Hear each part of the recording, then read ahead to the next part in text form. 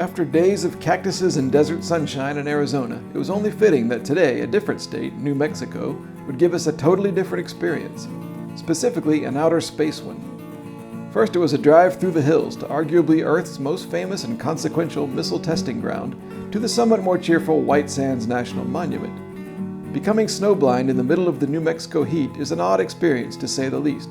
But later we found our way past the little green aliens and their flying craft to our hotel in dusty Roswell, where, like so many before us, we too experienced our very own UFO.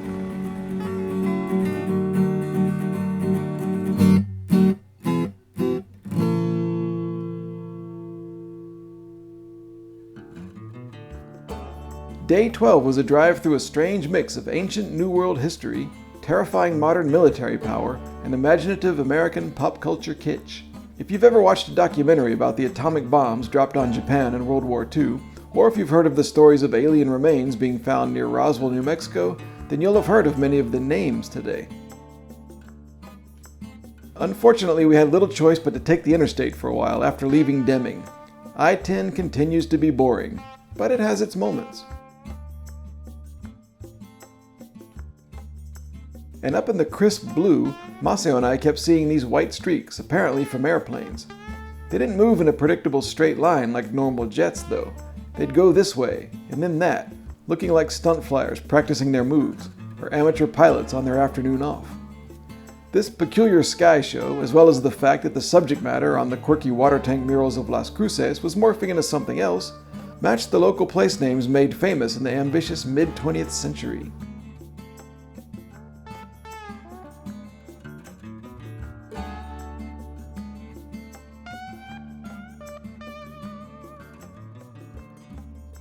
And of course, White Sands. Our destination today was the sand dunes themselves, but the larger White Sands Missile Range is a big chunk of New Mexico where, in 1945, the world's first ever detonation of an atomic bomb occurred. It was nicknamed Trinity, and aside from shocking the world when the technology was used twice against Japan at the end of World War II, it ushered in the space race between the United States and the Soviet Union, when everyone's dreamy gaze turned upwards to the heavens.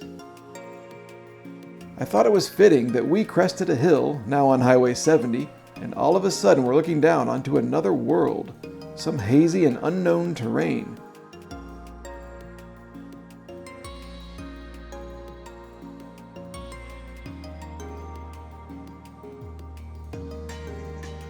This strange land is, in fact, the Tularosa Basin, and it's where the White Sands area is located. So I'd heard, anyway. It doesn't really look like there's much of anything out here, does there? But dramatically, again, you top a tiny hill and boom, there they are. The unmistakable dunes, a natural feature so misplaced it looks like a geological error.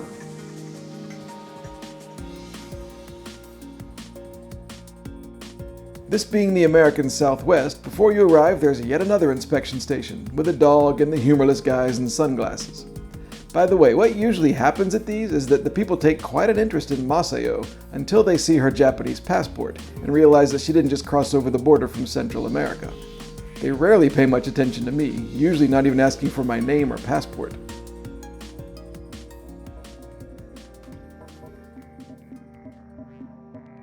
I keep saying White Sands National Monument in this video because that's what it was and had been since 1933 when we visited.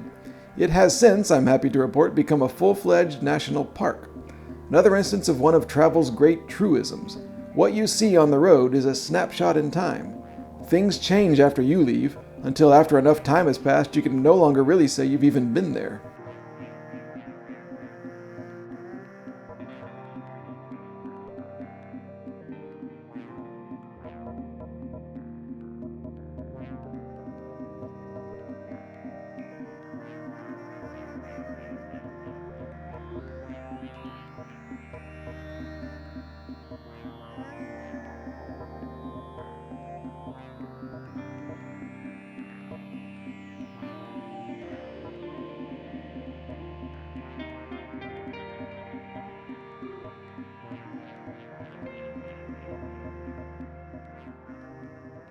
Driving to the sand dunes is weird.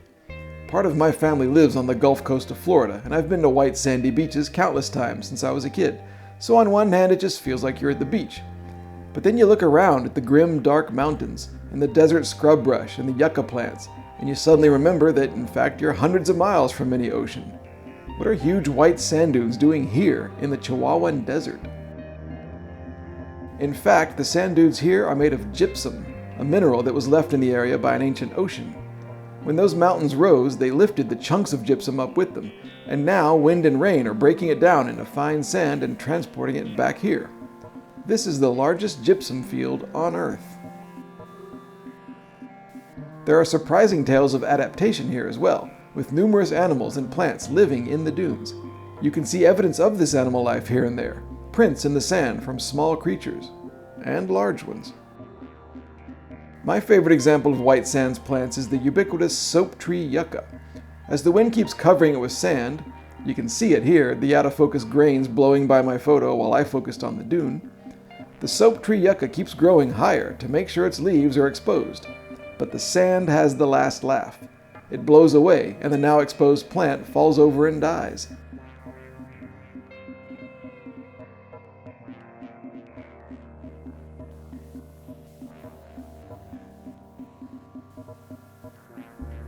Another thing is that it was hot out here, so buying that hat was a smart idea. But it's also bright, and for a very fair-skinned guy like me, who somehow lacks the foresight to own sunglasses, it was excruciating.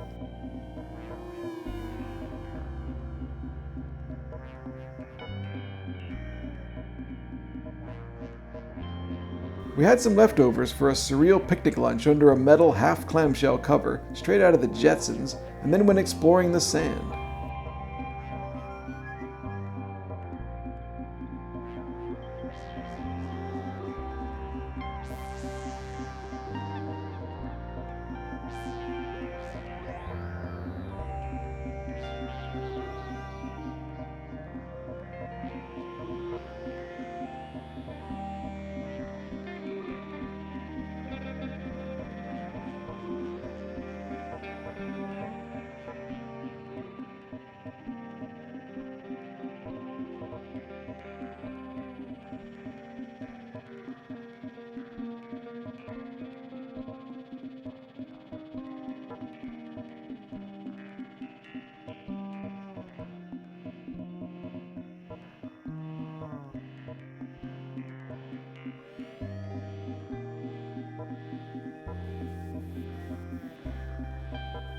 This Enterprise car has been putting up with us without complaint, even on this rough gypsum road.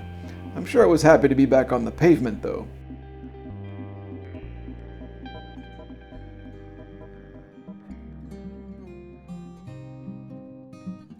The highway led us closer and closer to Roswell, first through Alamogordo and its peculiarities, and into some amazing and varied hills on the other side of the basin. This is the reservation of the Mescalero Apache tribe.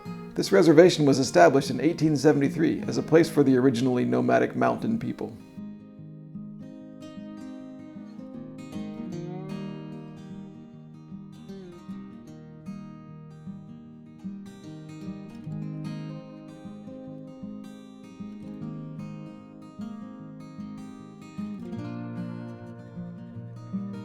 The drive east of Tularosa was so captivating that when this other car in front of us seemed to be weaving into the center lane a little, well, at first it was irritating, but I don't know, something inside me just made me want to forgive him.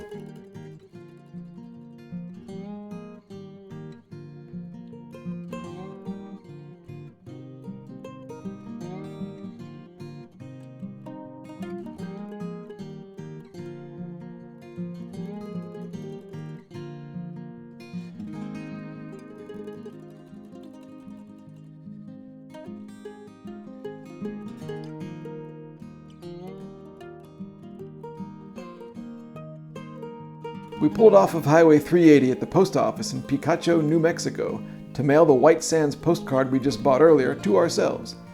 Another little mail facility overflowing with character.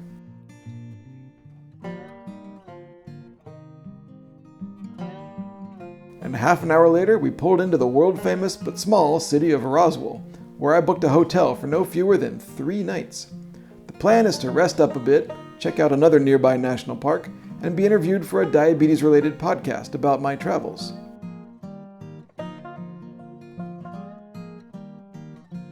People ask me what I miss about America while living in Japan, and I usually say, besides my friends and family, not much really. But then I stop and say, well, Mexican food, which exists but is not exactly abundant in Osaka. Luckily for us, next to our hotel was a place called Cerritos, and it was perfect. Roswell, of course, is famous because many believe that in 1947 the military recovered a crashed alien spacecraft from a spot about 75 miles outside of town and then covered it up ever since. The town of Roswell, if nothing else, enjoys the tourist attention.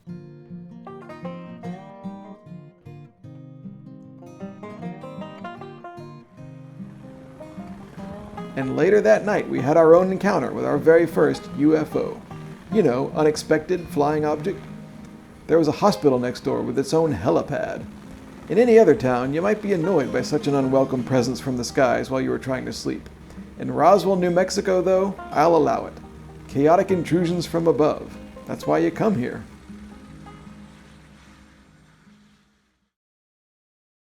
Tomorrow we drive down closer to the Texas border to see another of America's legendary national parks, Carlsbad Caverns.